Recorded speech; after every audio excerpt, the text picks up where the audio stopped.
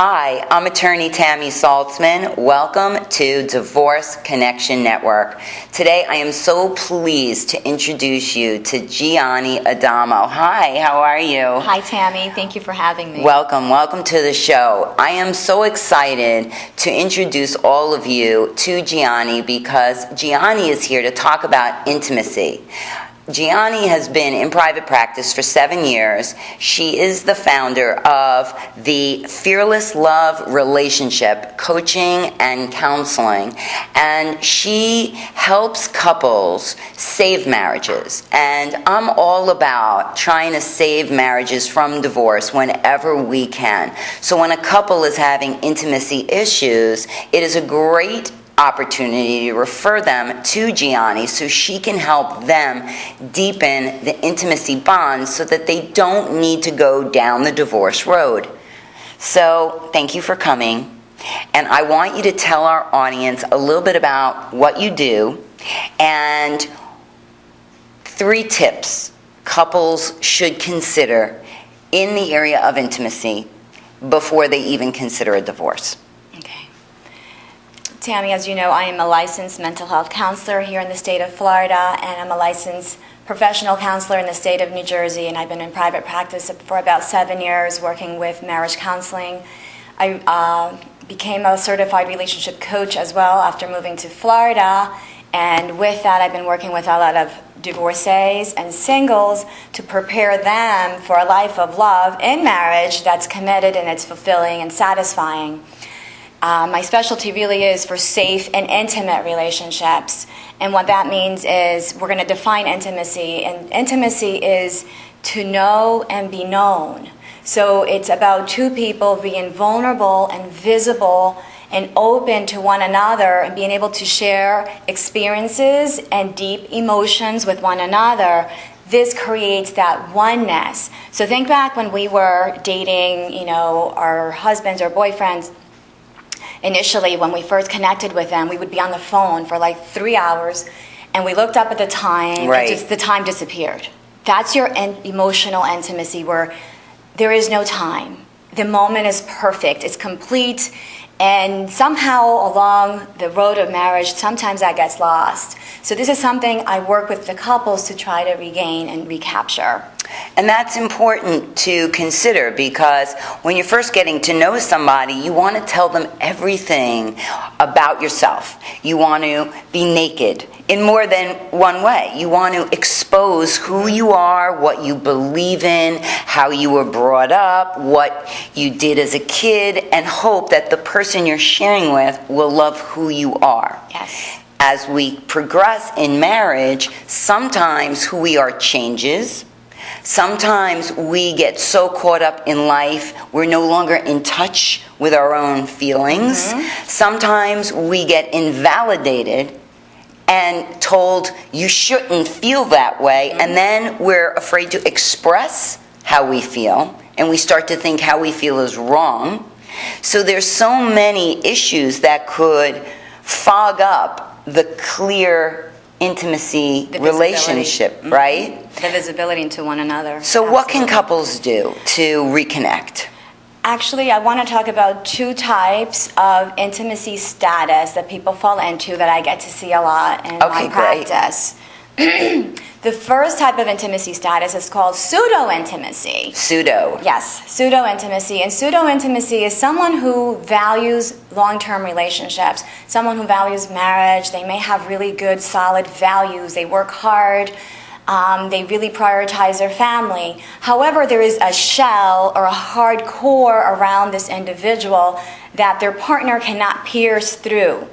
You don't have access to their deeper emotions. You don't have access to their deeper experiences in life. So therefore, sometimes they come across as callous and insensitive.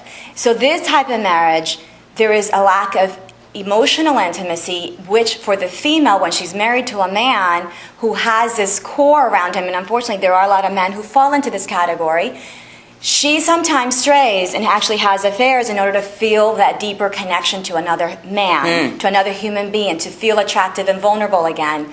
So when there is this hardcore shell that cannot be pierced, then the intimacy is going to fall apart, especially for the female, because she needs emotional intimacy before she even needs sexual intimacy. And as we know, let me define intimacy also. Intimacy has two aspects. It has the sexual, physical aspect, to be known physically, and it also has the emotional component, which we talked about earlier, to be so visible and connected and close with another human being. Mm-hmm. The other category that I get to see a lot in my practice is called the merger category, or the merger status.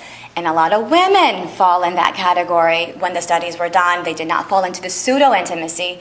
Women have a great capacity for intimacy. We care and we nurture our loved ones. We can be so vulnerable. But the problem here lies that we lose ourselves. We forget to prioritize our needs. We forget to prioritize what's important to us. We always prioritize the children, the husband, the family, the extended family, the friends, and we put ourselves at the end, losing who we are, losing touch with ourselves. So a lot of my work when I work with the women is to empower them to truly understand who they are, what their heart's desires are, their needs, and be able to communicate these things and their priorities, their interests, with respect and care within their relationship. Because unfortunately, many times when they come to see me, they're full of resentment and they're full of anger, especially when they come to see you. And then that creates a huge blocker of intimacy in the relationship. It would be nice if we could solve all of the intimacy problems here on one small show, but unfortunately we cannot. I can relate to the whole merger concept, because we find ourselves trying to do everything for everybody. I am a firm believer, though, in me time. And even though a spouse may say, why do you need to go out with your girlfriends? Why don't you want to stay here with the family? Why is going out with your friends more important? These are all guilt, and manipulation. The bottom line is, when you do take me time, whether it be to go out with your girlfriends, play cards, go to a spa, go for a walk, it doesn't really matter what you do. That me time does two things. One is it helps you regenerate so you could be a better merger, right? You could be a better mother and a wife and a daughter. But it also helps you, alone time helps you to get more in touch with what your needs are, so that you are able to communicate when you're together. Wouldn't you agree? Yes, absolutely. Not only does it help you to connect with yourself again, it helps you to replenish your energy and continue to give as we normally do. We give unconditionally. We are just full of love, and we want to always fulfill the needs of everybody around us. But the only way that's going to happen for us to stay happy and continue to give is for us to take a pause and take time for ourselves, to replenish, to pleasure ourselves, whether it's going to the beach, taking a yoga class, doing an aromatherapy massage or a bubble bath, something that brings us pleasure, something that brings us rest, something that we enjoy, or just playtime for ourselves. Go and play.